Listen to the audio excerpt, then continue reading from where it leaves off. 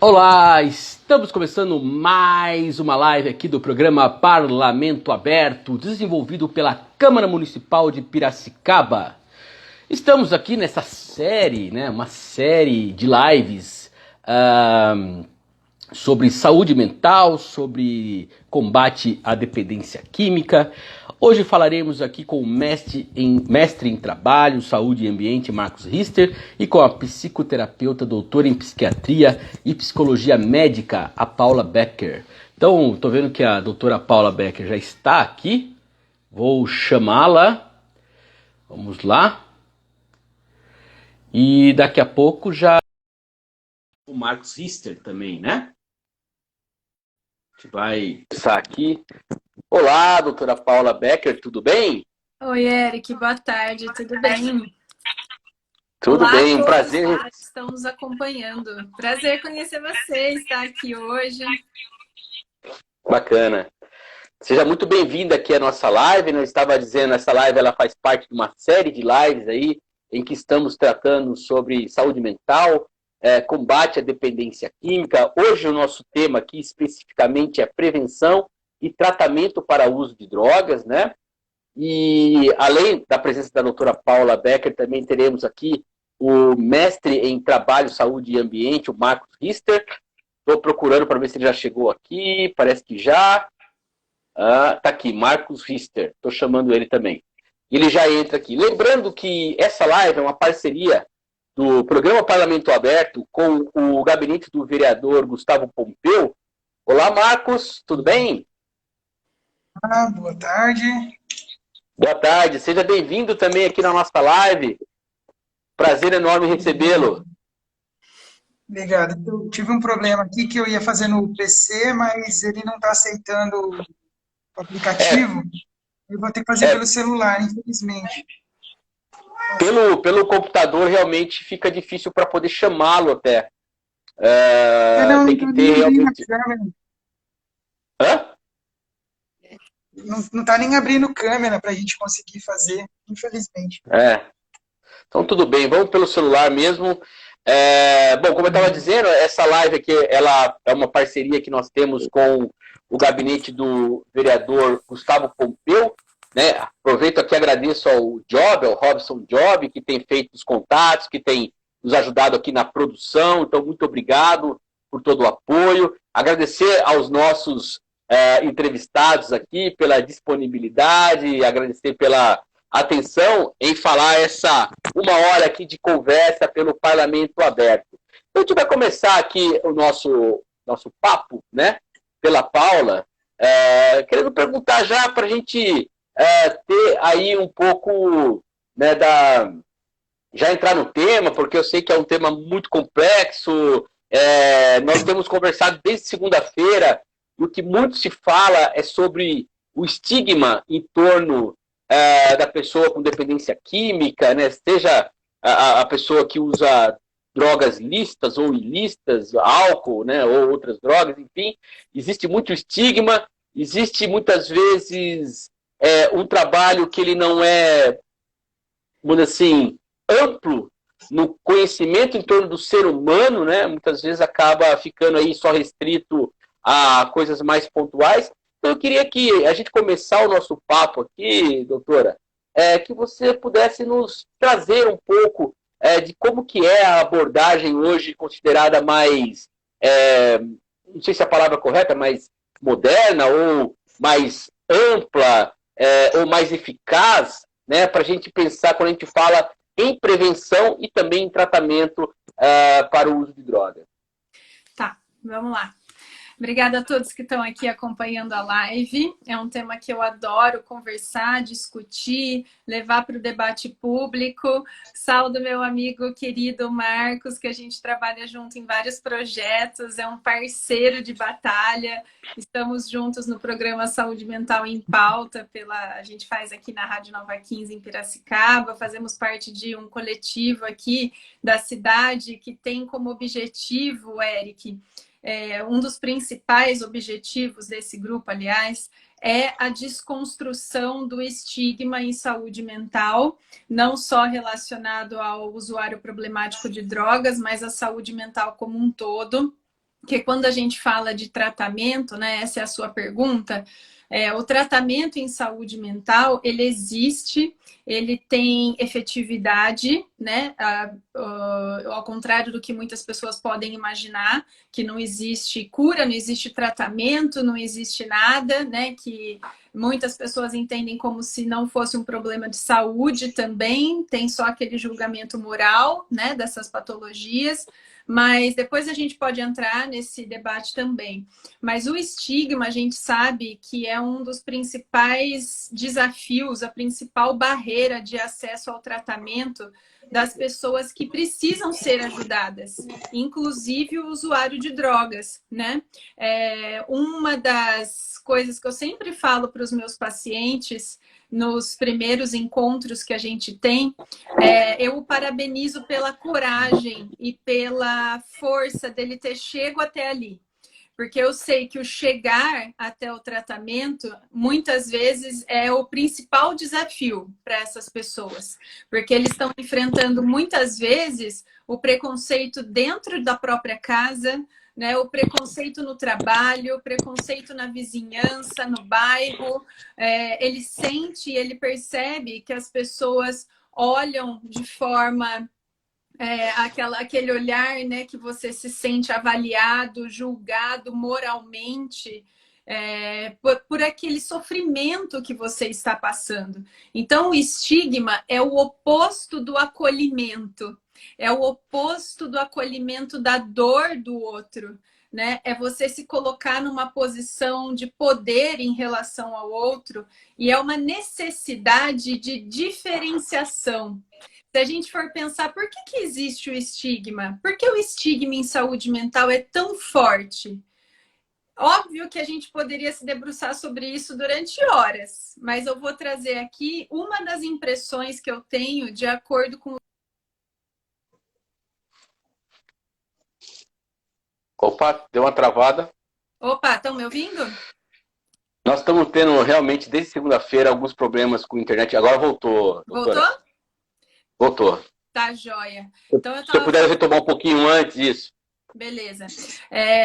Eu ia começar a contar aqui qual é o meu entendimento, né? Por que existe o estigma relacionado ao sofrimento mental, às doenças mentais, que inclui o uso problemático de drogas. E vem de uma necessidade da gente se diferenciar, né? Porque eu tenho medo de me ver um dia naquela situação. E a partir daí eu me afasto, eu crio uma barreira, um distanciamento daquela situação, né? Então, opa, ele é o louco. Quando eu falo ele é louco, automaticamente eu estou dizendo eu não sou.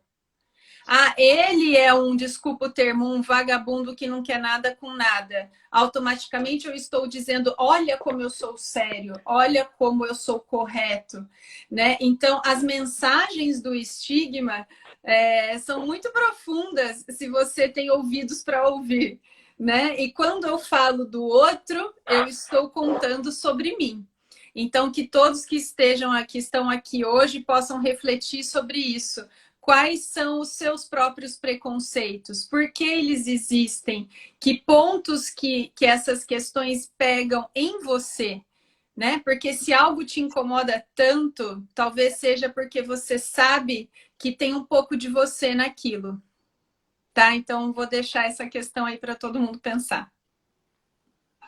Começou já trazendo, eu acho muito bom essa sua fala, doutora, porque realmente, assim, a gente vive, né, nessa sociedade cheia de preconceitos e muitas vezes são coisas que as pessoas têm mal trabalhadas dentro de si e que acaba projetando no outro com raiva, com ódio, com preconceito. E eu queria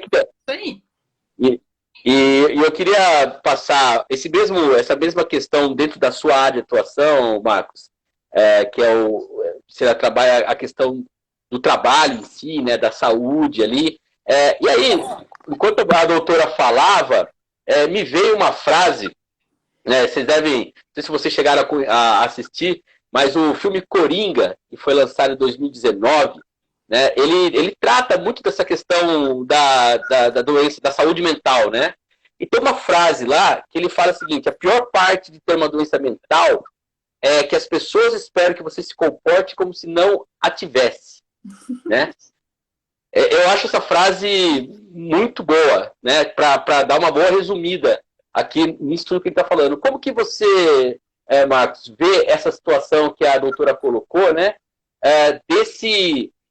Dessa falta de empatia, né? Que existe em torno da pessoa que tem um problema de saúde mental.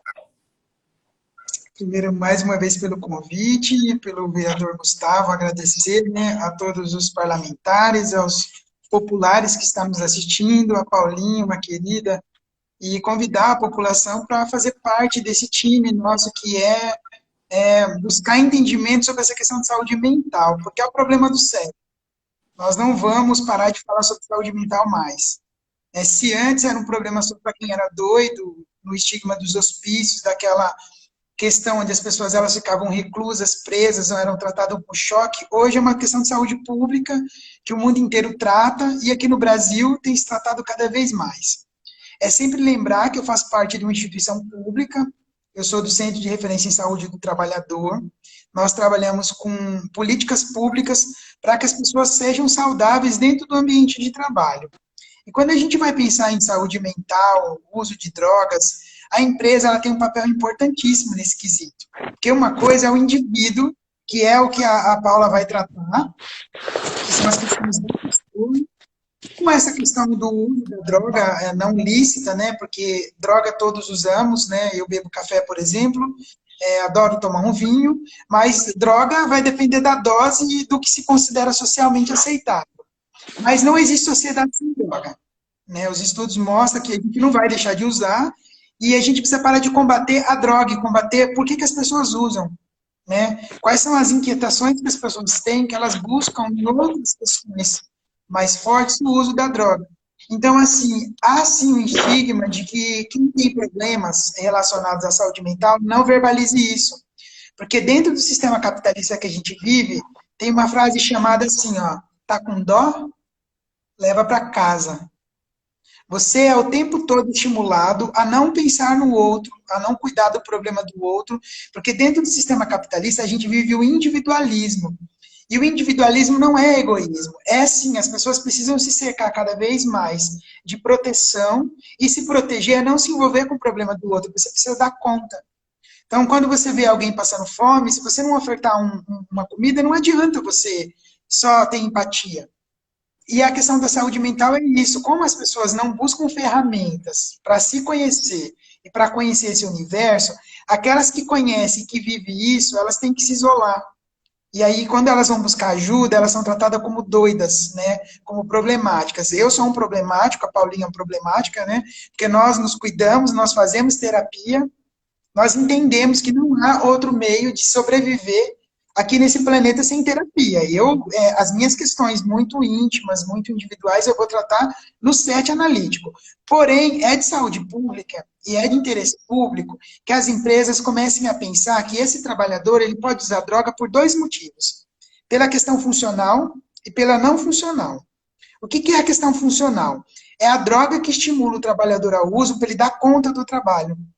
Alguns trabalhos, inclusive, estimulam o uso porque ele é um trabalho muito perigoso e um trabalho muito desgastante, como, por exemplo, construção civil. Eu fiz um estudo no aeroporto de Viracopos. Na construção do aeroporto, naquela parte de ampliação, eu fiquei... Deu uma travadinha aqui, voltou. Acho que cortou a internet. Agora voltou. Acho que cortou, né? Cortou um pouquinho, você estava começando a falar sobre a construção do aeroporto do Viracopos, uma pesquisa que você desenvolveu. E nós ficamos lá dentro, e quando a gente foi analisar as condições de trabalho, eles viravam turnos, eram 10 mil trabalhadores numa obra gigantesca, em péssimas condições de trabalho, para construir um aeroporto que tinha interesse de uma Copa do Mundo, porque o aeroporto ia receber várias seleções e precisava fazer. Não é uma questão que a gente montou o aeroporto, mas a forma como ele foi pensado e a gestão disso. Quando a gente foi entrar no universo dos trabalhadores, a gente foi na estação de tratamento que tinha só para aquela obra. Vocês não têm ideia o tanto de cápsulas de cocaína que nós vimos na estação de tratamento. Então, esses trabalhadores usavam durante o dia. para dar conta desse trabalho. Alguns trabalhos, Dejoux, que é um pesquisador francês, ele vai estudar o sofrimento no trabalho, e alguns trabalhos estimulam o uso. Por exemplo, advogados, hoje no mundo todo, é uma das categorias que mais se drogam com o uso de cocaína, de anfetaminas, de outras drogas, para dar conta do universo do mundo dos negócios, que é um mundo muito competitivo. Então, assim, se você vive num mundo competitivo e você não dá conta de competir, porque você não tem as ferramentas emocionais para isso, você vai gerar angústia, vai gerar um monte de sofrimento psíquico e automaticamente você vai buscar o refúgio para isso. E muitos vão usar o álcool e a droga. Então, a empresa que tem uma percepção sobre isso, que trabalha para o universo não dá culpa. Não no sentido de julgar o trabalhador, mas de entender esse trabalhador na sua completude. Mas aí esse é um outro ponto, para não ficar só eu falando, volto a bola aí para você, para ficar um bate-papo mais gostoso com a Paulinha, que tem bastante contribuição nesse sentido, que afinal ela vive isso no CAPS, ela vive isso no dia a dia dela, e eu acho que é alguém que tem muito a contribuir com a gente aqui agora. Viu? Muito legal, eu já adorei as duas falas, acho que vocês estão trazendo a doutora um pouco mais na questão subjetiva, o Max um pouco mais na questão coletiva, né? Muito interessante, inclusive casa com a conversa que eu tive ontem com o Fidelis Ranalli Neto, e ele trouxe uma pesquisa em que ele fala sobre o alcoolismo depois da Revolução Industrial. Né? É possível demarcar, né, o desenvolvimento do alcoolismo dentro da estrutura do trabalho, né, dentro dessa estrutura, e aí é engraçado que a gente está falando de Revolução Industrial, século XIX, aí você está trazendo um problema do século XXI, né, que é a obra do Viracopos, né, para a Copa do Mundo, e que ainda tem essa situação, com outra substância, no caso a cocaína, mas ainda a exigência do trabalho, aquilo que se pede, exige da pessoa, leva ela a ter o uso de drogas, né? E aí eu queria passar para a doutora Paula, para a gente, né, já que você atua no CAPES, né, e a gente fala muito dessa estrutura do serviço público, né, primeiro que você pudesse nos explicar exatamente qual que é o trabalho que o CAPES desenvolve, né, dentro dessa conjuntura, e qual é a realidade que vocês enfrentam ali desses trabalhadores cada vez mais, vamos colocar também, precarizados dentro de uma estrutura de trabalho que tem aí dificultado benefício trabalhista, dificultado previdência, um alto grau de informalidade hoje no Brasil. Se eu não me engano, os últimos dados dão conta aí de 40 milhões de brasileiros que estão na informalidade. Fala um pouquinho do trabalho do CAPES e também dessa realidade que vocês enfrentam. Bom, antes de qualquer coisa, só uma pequena correção, porque eu trabalhei 12 anos no SUS, 12 anos em CAPES, e há um pouquinho menos de um mês eu pedi para sair da prefeitura, né? Então foi uma experiência que me engrandeceu muito enquanto pessoa e profissional, vivenciar essa realidade do SUS por mais de uma década, e falo com muito carinho e muito senso de relevância sobre o trabalho dos CAPES. Então vamos lá para a primeira parte. O CAPES, para quem não conhece, são os Centros de Atenção Psicossocial, que são serviços do SUS direcionados para o atendimento da demanda de saúde mental. E já que o tema aqui hoje é álcool e drogas, eu vou falar sobre os CAPES álcool e drogas, que são os CAPES AD. Aqui em Piracicaba, nós temos um CAPES AD, né, que é esse serviço que vai atender todos os usuários problemáticos, os dependentes químicos da cidade inteira. Hoje ele está localizado ali no antigo prédio da UPA do Vila Cristina, esquina da Raposo Tavares com uma outra ruazinha ali, mas é facinho de achar. Esse CAPES ele funciona em 2 períodos, né? Manhã e tarde, das 7 da manhã às 5 horas da tarde, e atende demanda espontânea, demanda referenciada, Então, assim, se, por exemplo, se tem uma pessoa que está nos ouvindo, que sente que precisa buscar ajuda, mas pensa, nossa, mas eu não tenho dinheiro para pagar uma clínica, eu não tenho dinheiro para pagar um psiquiatra ou uma terapeuta, onde eu busco ajuda? Você pode ir só com o seu cartão do SUS, com documento com foto, até o CAPES, de manhã ou de tarde, não precisa agendar esse atendimento, esse primeiro atendimento, e lá você vai ser acolhido por um profissional especializado na área, né? Vai ser ou uma enfermeira, ou uma TO, ou uma psicóloga, uma assistente social, que vai fazer uma primeira avaliação e já vai te incluir num projeto terapêutico singular dentro desse serviço para que você possa receber toda a assistência que se faz necessária de acordo com a sua demanda. Então, são serviços que nós temos que lutar para fortalecer no SUS, assim como a saúde mental na sociedade, de forma geral, é vista muitas vezes de uma maneira em que ela é negligenciada, né? Muitas pessoas não querem olhar muito para essas questões, né? O Marquinho deve perceber isso na prática dele, ou cada um aqui que faça uma reflexão sobre si. Quando existe um caso de sofrimento mental na família, por exemplo, muitas vezes a família quer esconder ou finge que está tudo bem, é aquele elefante na sala, né? Todo mundo sabe que existe, mas ninguém quer falar sobre isso. Então, assim como a saúde mental nos outros níveis da sociedade muitas vezes é deixadinha de lado, a gente vê que no poder público a saúde mental também muitas vezes é negligenciada. Então, aqui em Piracicaba, nós deveríamos ter pelo menos um CAPS AD3. O que é isso? É um CAPS AD 24 horas. Um CAPS que funcione de segunda a segunda, 24 horas por dia, para que o dependente químico possa buscar ajuda sempre que ele quiser. Porque a gente sabe que o usuário de droga, ele é assim, né? Uma hora ele quer, deu 5 minutos, ele não quer mais. Então, como que um CAPS numa cidade de 500 mil habitantes, se você tem um CAPS, Eric, faça o exercício aqui comigo. Esse CAPS fica no Vila Cristina. Imagine se você mora lá no Bosque dos Lenheiros. Quanto tempo você demora para chegar de ônibus do Bosque no Vila Cristina?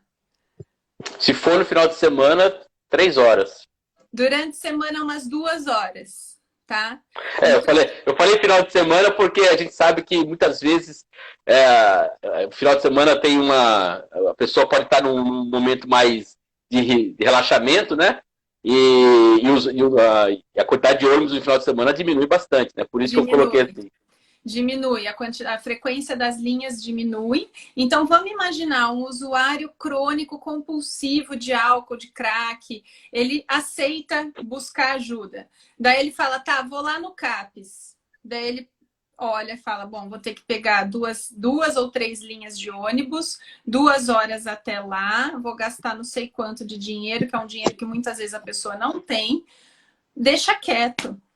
Então, esses serviços, eles têm que estar territorializados, eles têm que existir próximo da casa das pessoas. Então, aqui em Piracicaba, se a gente for fazer o dimensionamento, a gente deveria ter 3 CAPS ADs na cidade. A gente tem um que nem é 24 horas.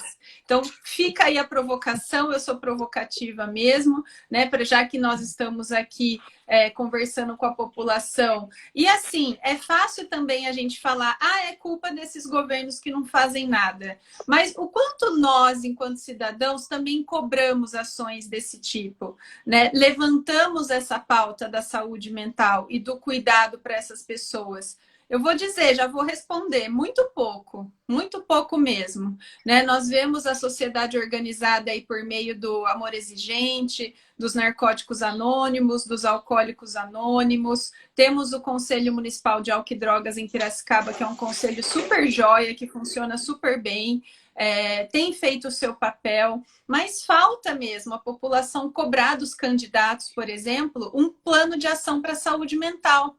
Né? E já que a gente está falando aqui dentro de um espaço, né, mesmo que online, do Poder Legislativo, né, ele também pode atuar em proposituras, né, em cobranças do Executivo sobre o que está sendo feito sobre essa questão. Por que a saúde mental em Piracicaba é tão insuficiente?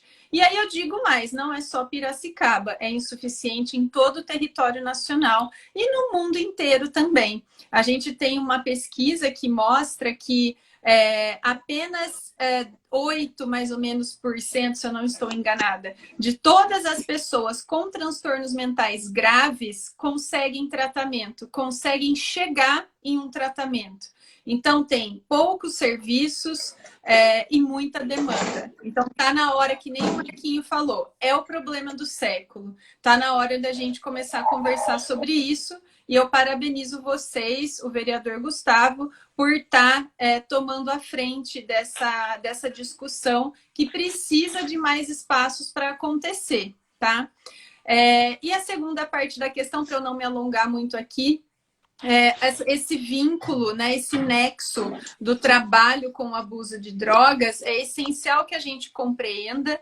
A cocaína, o uso de cocaína está muito relacionado à produtividade, né? A cocaína sempre existiu, né? As drogas sempre existiram, mas ela foi se tornar uma droga de abuso, uma droga com potencial destrutivo que tem hoje na vida do usuário, também no pós-revolução industrial, né? É uma droga que deixa você acordado, que aumenta teoricamente a sua produtividade, e não é esse o mundo que a gente vive, né? A cobrança da produtividade.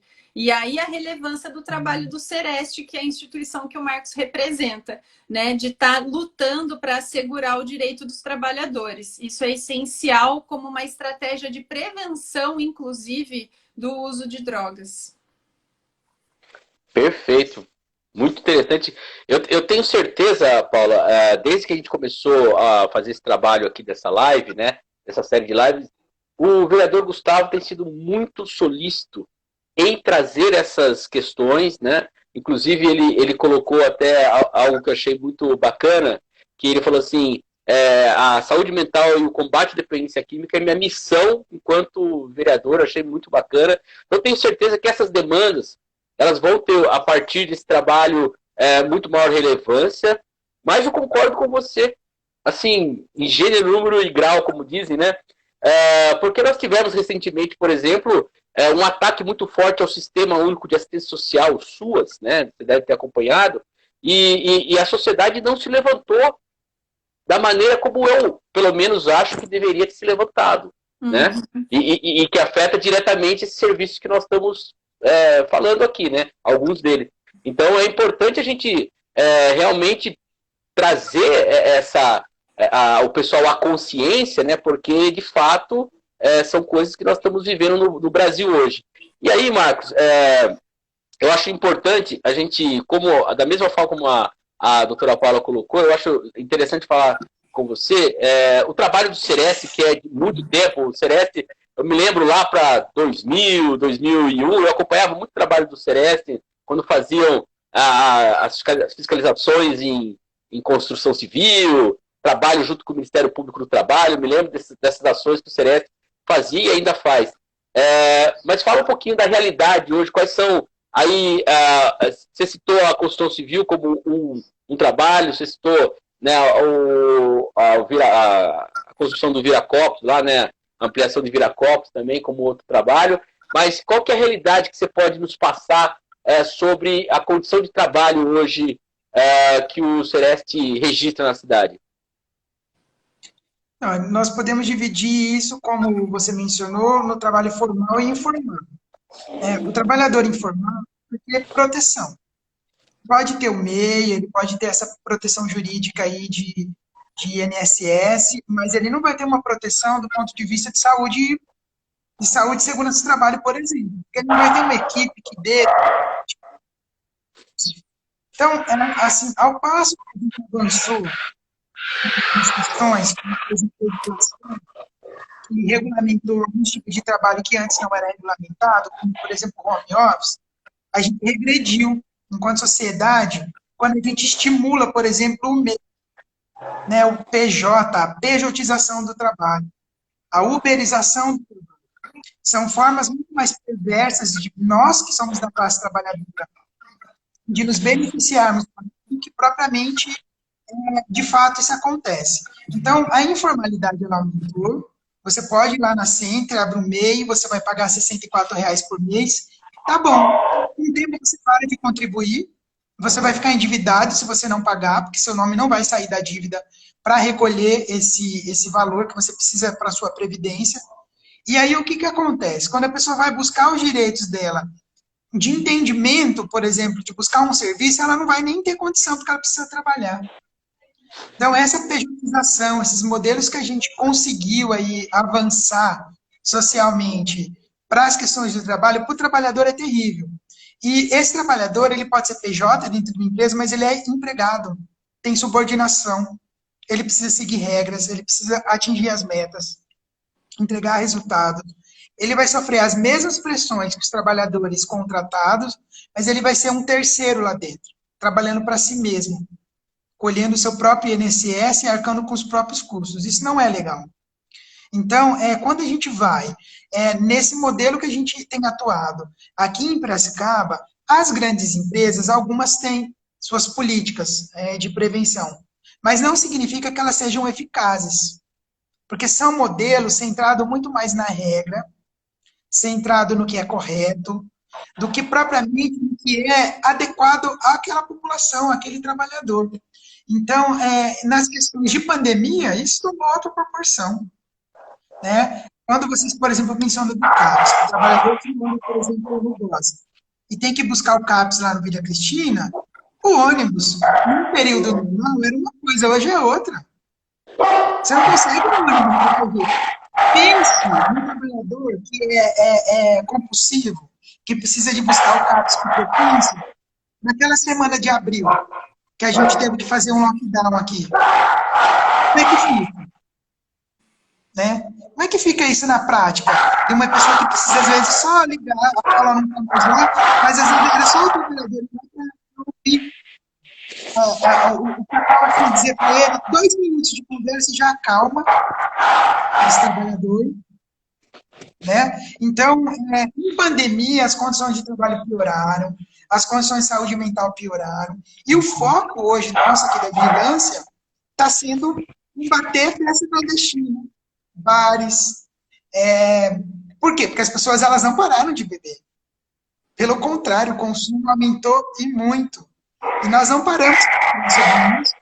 Eu achei muito válida e concordo com a provocação da Paula, porque se a gente for olhar aqui em Piracicaba, nós não temos vários CAPs, a gente tem um CAPs credenciado.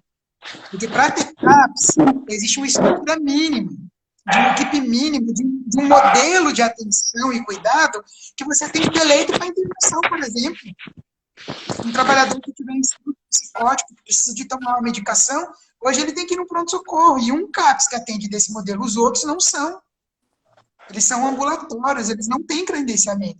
Então, eu acho que quem está nos ouvindo, provocar os nossos parlamentares, para que a gente provoque mesmo, a gente precisa de CAPS funcionando, a gente precisa de estrutura. Quanto tempo a Paula ficou esperando que o Sereste ajudasse com um computador para eles fazerem o trabalho deles? Gente, não tem um data show para eles fazerem uma apresentação com um usuário do serviço. O SUAS foi atacado, mas os CAPs, eles são extremamente essenciais e não se está olhando para isso. A gente vai olhar o índice de suicídio, né, o índice de pessoas... Porque vamos separar uma coisa, a Paula pode me corrigir se eu estiver errado, mas as pessoas não usam drogas para morrer. É pela vida. Elas não usam droga para morrer, elas querem viver. Né? É justamente para fugir da dor, ou às vezes até para estimular o prazer, não necessariamente a pessoa está fugindo para a dor. Né? Olha, eu vou falar para vocês, faz uns 3 meses que eu não bebo. Eu não tenho o hábito de beber sozinho, eu não tenho o hábito de beber na minha casa, eu não gosto de cerveja, mas eu estou morrendo de vontade de tomar um vinho. Entendeu? Eu não estou com nenhum tipo de fissura por isso. Mas, assim, eu que não tenho o hábito, estou morrendo de vontade de sentar para tomar um vinho, né, Paula? A gente precisa combinar o nosso vinho para o nosso programa.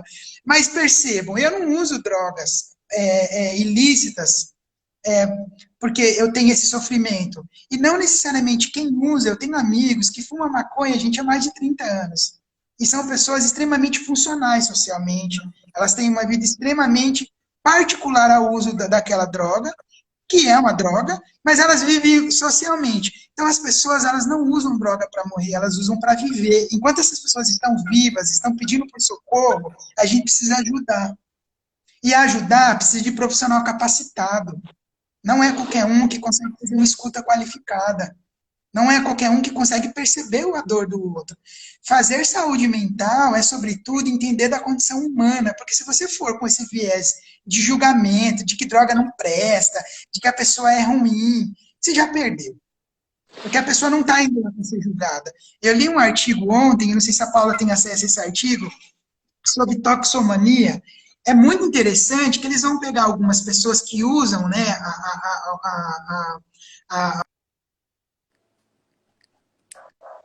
Opa, deu uma travadinha aqui de foge novo. porque ele vai cobrar aquela.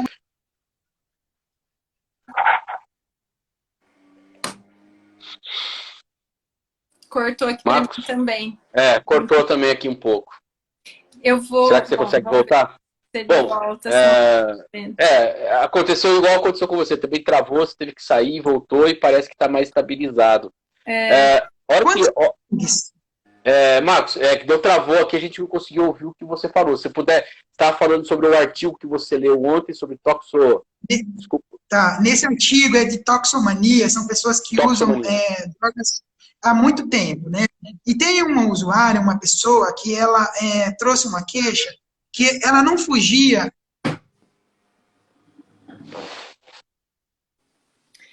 A internet deixa a gente na mão algumas vezes, né? Infelizmente, a gente está tendo esses problemas, Paula. E Marcos, faz igual a Paula fez, dá uma saída e volta, porque ela fez isso e deu uma melhorada. Você também estava travando, estava piscando um pouquinho, né? Se você puder fazer isso, eu acho que melhora. E aí, Paula, já vou passar para você enquanto... depois eu pergunto, depois a gente continua com o Marcos, que ele estava colocando. O Marcos estava falando sobre pandemia, né? Que eu acho muito importante a gente falar do quanto a pandemia ela está potencializando alguns comportamentos, né? O que você tem percebido em relação à pandemia, a como as pessoas estão hoje tendo que... porque, lógico, a saúde mental realmente deve ter... Eu vi muitas pessoas falando sobre represamento, né, de questões de saúde mental. Acredito muito que isso deve estar existindo. Mas você que está mais próxima desse ambiente, o que você pode nos dizer sobre o impacto da pandemia? O que a gente tem percebido, Eric... Só um minuto, só um segundo, Paula. Marcos, como você caiu, eu passei uma pergunta para a Paula, a gente já volta para você continuar falando, tudo bem? Vamos lá. Marquinhos, a pergunta foi sobre os impactos da pandemia, né, que você tocou nesse assunto, e eu vou dar só um breve resumo do cenário que a gente tem conseguido observar. Mas, assim, desde o início da pandemia, eu tenho feito algumas trocas com os meus colegas, né, da saúde mental também, e o que chama mais atenção é que, assim, às vezes a gente tem a impressão que na pandemia, né, nessa reclusão que a gente foi colocado, não muito com vontade, né, meio a forceps, assim, a gente achava que estava aparecendo muitos casos de saúde mental, surgindo novos casos de transtornos de ansiedade, de uso problemático de drogas, de álcool, mas o que a gente percebeu, na verdade, é que sim, os casos novos continuam aparecendo, como sempre apareceu, mas o fenômeno que as pesquisas vão mostrar para a gente mais lá na frente, né? Mas o fenômeno mesmo que mais chama atenção é que, assim, as pessoas que antes da pandemia já carregavam um sofrimento, né, se já haviam sido tratadas, né, para um quadro de saúde mental, estavam estabilizadas, por exemplo, numa depressão, numa ansiedade, ou estava conseguindo se manter abstinente no caso dos dependentes químicos, ou uma pessoa que estava em processo de redução do uso. Com a pandemia, esse quadro volta a se agravar. Mas são pessoas que já vinham de um sofrimento psíquico anterior à quarentena, à pandemia. Mas também os casos novos surgem, sim, com certeza, mas como sempre surgiram, né? E aí, quanto ao uso do álcool especificamente, eu acho que eu sempre gosto de tocar nesse ponto. Acho que o Marquinho trouxe uma questão muito importante aqui para o nosso debate.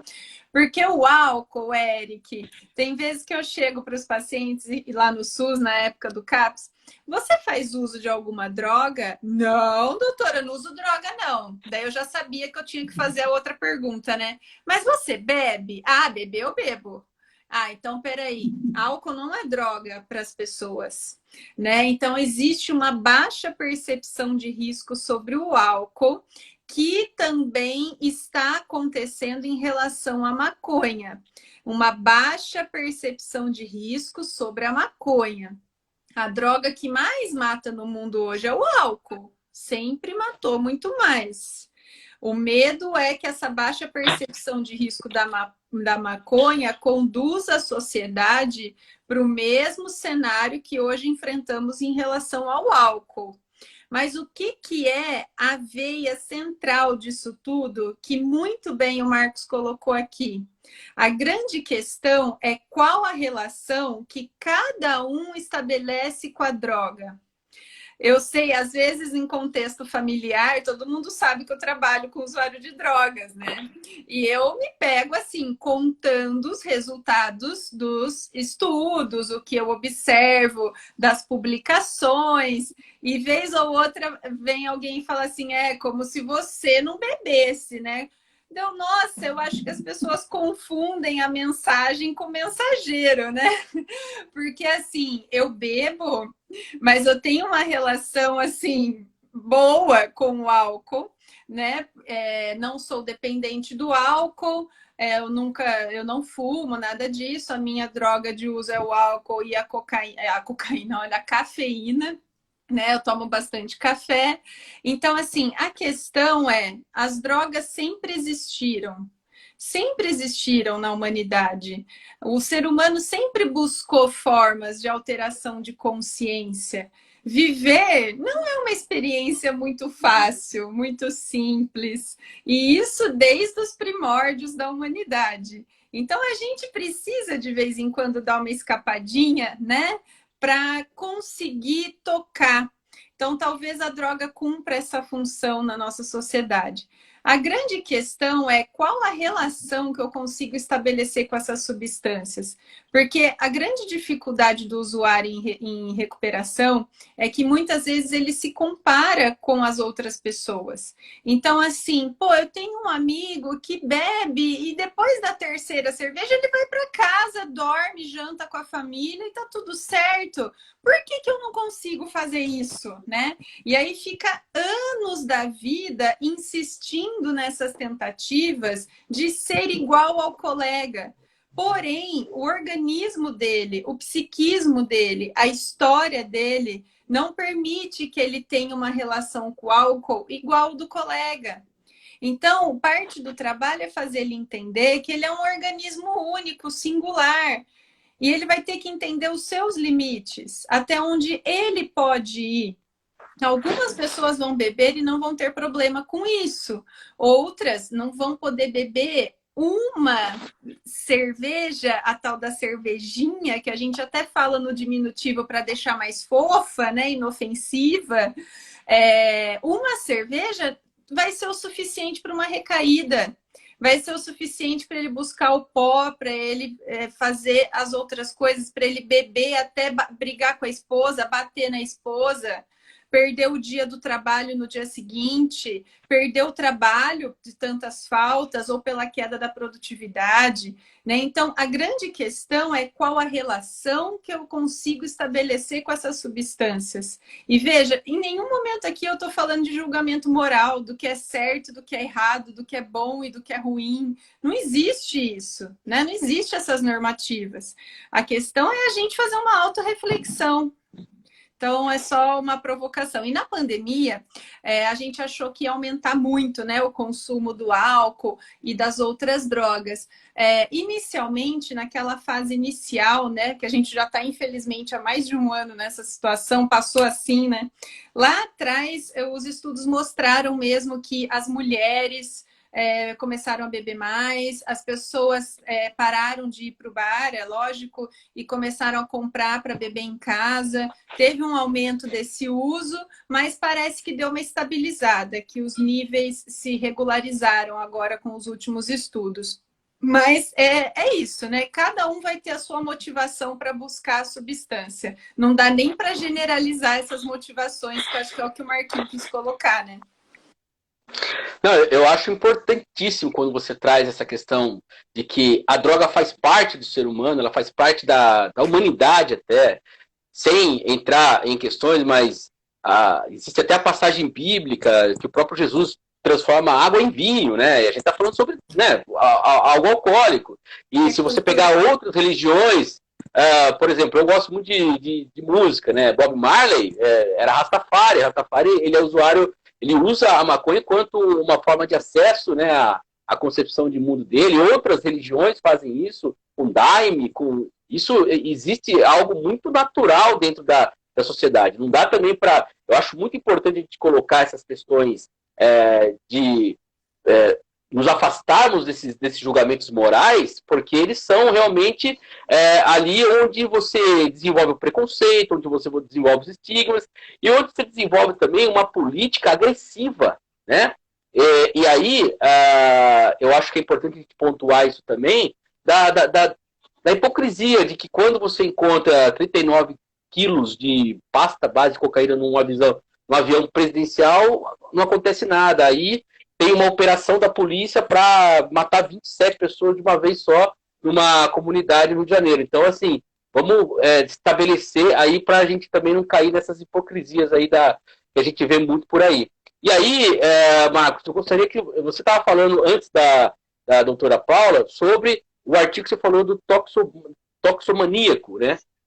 E eu queria que você completasse, porque eu acho que entra muito no que ela estava colocando, né? Esse artigo ele vai trazer alguns casos, né, de pessoas que usam algumas drogas. E tem uma moça que ela é maníaca, assim, de uso de muito tempo. E ela se considera uma borderline, que é uma doença, de um transtorno, né, instalado, que a pessoa se corta, que confunde muito com esquizofrenia, demora mais de 10 anos para você diagnosticar, não é simples. E essa moça, quando ela vai buscar ajuda, o psiquiatra, ele toma um lugar de pai. Então, o psiquiatra ia cobrar que ela usasse a medicação no tempo correto. Os pais vai cobrar que ela haja socialmente dentro do que é esperado, que durma, que coma e trabalhe. Mas o único lugar onde ela é acolhida é no consultório com a psicanalista, onde ela pode ser ela mesma e colocar todas as suas questões sem nenhum julgamento. Então, é um complemento tão grande a gente buscar esse complemento da família, do psiquiatra, do analista, da religião, quando a gente vai pensar em saúde mental, físico, mental e espiritual. Então, todos nós precisamos, né, de buscar a espiritualidade. E algumas religiões, como você mencionou, usam o ayahuasca, usam o santo daime, usam algumas coisas que vão ser psicoativos para trazer um outro olhar. E é importante também a gente atualizar a leitura, que fala droga mesmo, não é entorpecente, porque o entorpecente ele dá uma leitura de que deixa a pessoa morta, e não necessariamente, tem pessoas que ficam super ativas. E por que é que a droga tem que ser tratada do ponto de vista do porquê as pessoas usam e não a droga em si? Que a gente vai perder essa guerra se a gente quiser continuar. É porque qual é a única semelhança que nós temos? Tempinho aí para as pessoas pensarem. O que nos assemelha? É que somos de semelhança. Opa!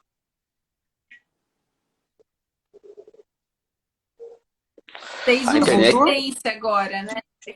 O Marquinhos repete. Você começou a falar. E criou um suspense. Porque...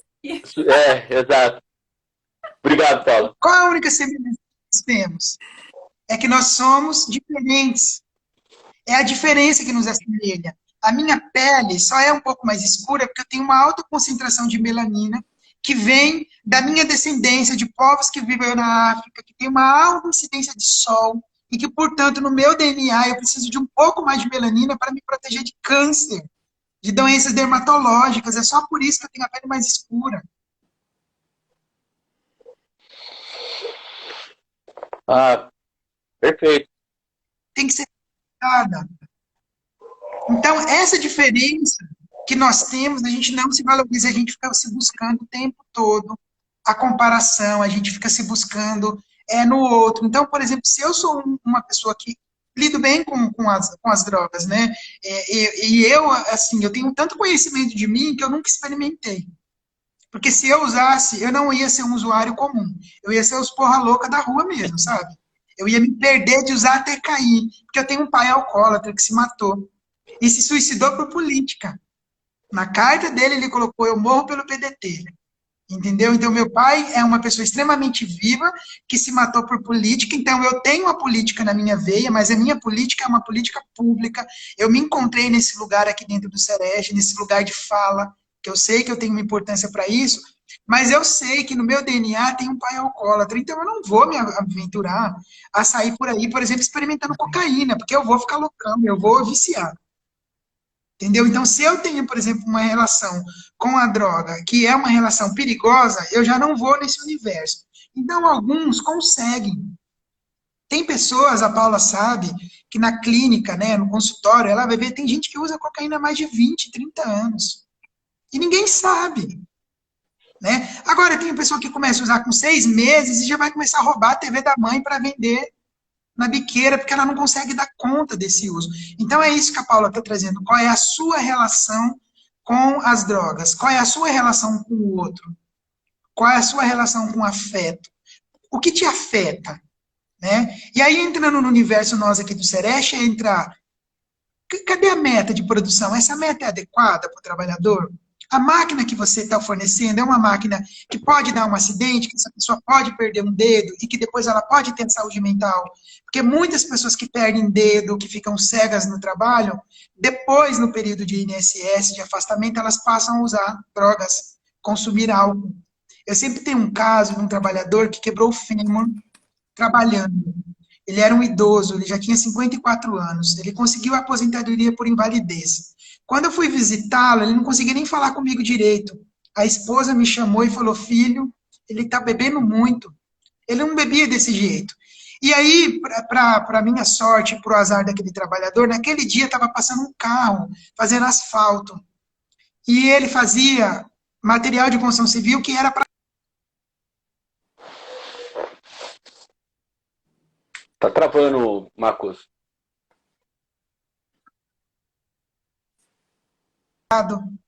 Eu não vou poder mais ter minha dignidade, porque o trabalho dignifica.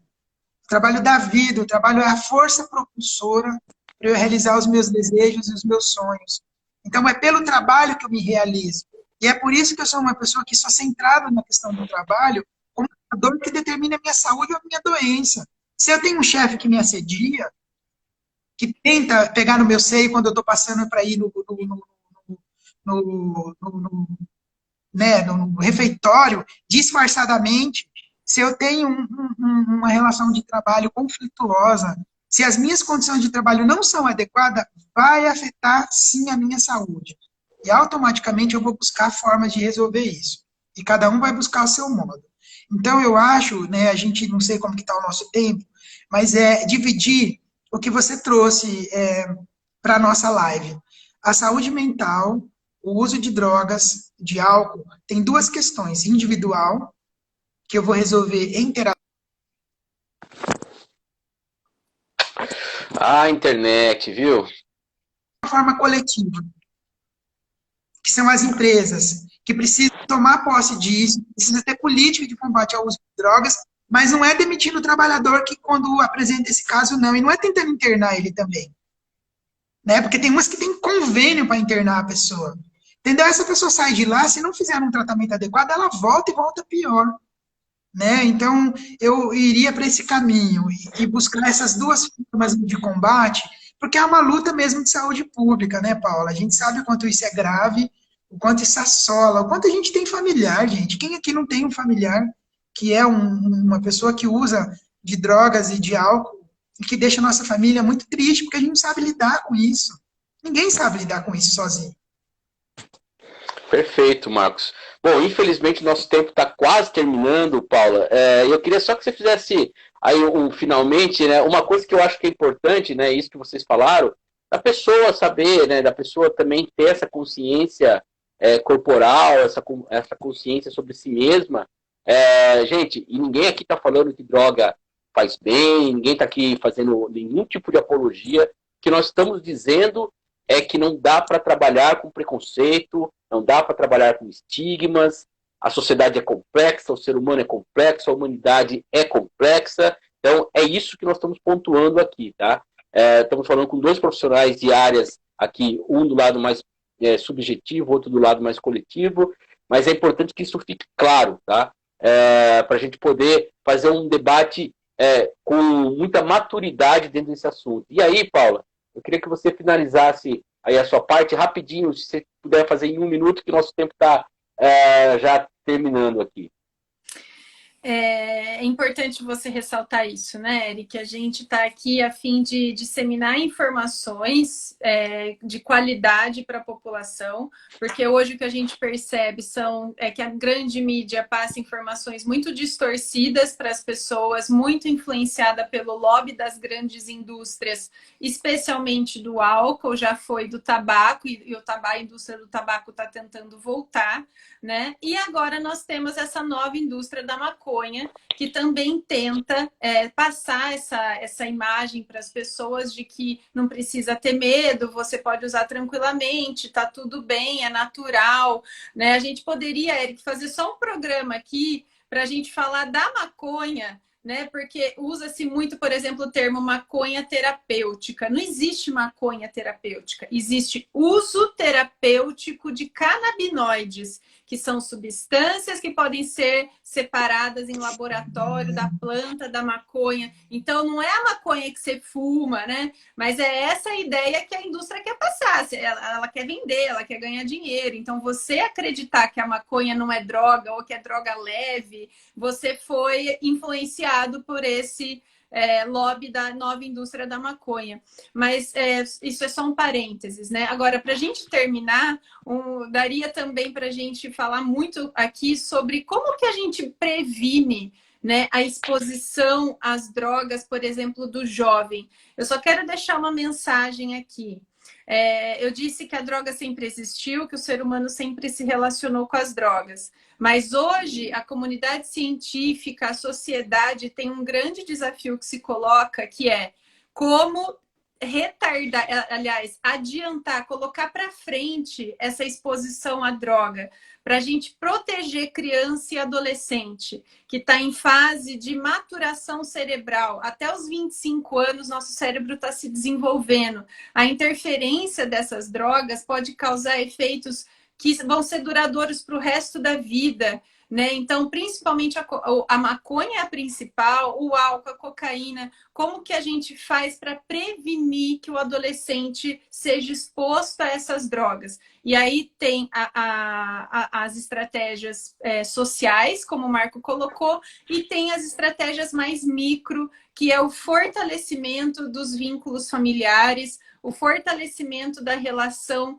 parental com as crianças, ou seja, figura materna, figura paterna. Esse vínculo familiar é um fator protetivo e existe toda uma ciência da prevenção que estuda como que você promove esse fortalecimento de vínculos a fim de proteger a criança e o adolescente do uso de drogas.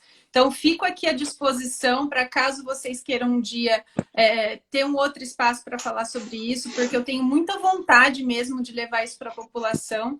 Tá? Só tenho 1 minuto, já passei. Beijo, obrigado pelo convite. A você, ao vereador Gustavo e todos que estão por trás desse programa. Marquinho, um beijo, adoro estar com você. Perfeito, Paulo. Marcos, infelizmente nosso tempo aqui falta 30 segundos aqui, se eu passar para você, o Instagram vai cortar a gente aqui. Mas, ó, eu acho, já deixo aqui pro Robson Job, também pro Gustavo Pompeu, acho que nós temos que fazer outros papos outros temas, outra live, ó, a Pasqualine aqui está falando fazer outra live, com certeza nós vamos fazer, porque rendeu muito. Vocês são pessoas maravilhosas, excelentes profissionais. Muito obrigado pelo conhecimento que vocês trouxeram aqui. E você que nos acompanhou, eu lembro que essa live vai ter uma matéria no site da Câmara e também ela fica disponível aqui no nosso Instagram e lá no nosso YouTube. Paula, Marcos, muito obrigado. Um beijo enorme para vocês aí. Um abraço. Até mais. Tchau, tchau. Tchau.